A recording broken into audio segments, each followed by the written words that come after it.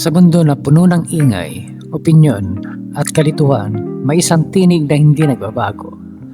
Ang Biblia ay hindi lamang isang aklat, ito ay salita ng Diyos. Kapag hindi na natin alam ang tatahakin, kapag puno na ang tanong sa ating mga puso, ang Biblia ang nagbibigay ng liwanag. Mula sa Awit 119, chapter 105, ang salita may ilawat sa aking mga paa at liwanag ng aking landas. Sa gitna ng problema, kapag ang mundo ay nagsasabing sumuko ka na, ang Biblia ang nagsasabing magtiwala ka sa Diyos. 2 Timoteo verse 3, chapter 16. Ang buong kasulatan ay kinasihan ng Diyos at pakipakinabang sa pagtuturo, pagsaway at pagwawasto at pagsasanay sa katuwiran.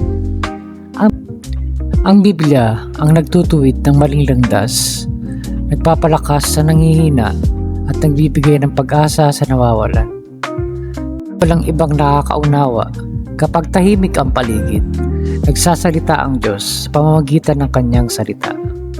Hindi lamang ito binabago ang ating isip, binabago nito ang ating puso, at ang pusong binago ng salita ng Diyos ay pusong mapayapa, may direksyon at may pag-asa. Aming Amang Diyos, maraming salamat po sa iyong salita. Salamat dahil sa gitna ng kalituhan, binigyan mo kami ng liwanag. Panginoon, turuan mo kaming mahalin ang Biblia, hindi lamang basahin kundi isabuhay. Buksan mo ang aming mga mata upang maunawaan ang iyong katotohanan, at buksan mo ang aming mga puso upang sundin ang iyong kalooban.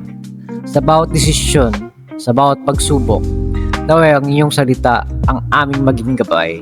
Panginoon, baguhin mo kami araw-araw sa pamamagitan ng iyong salita.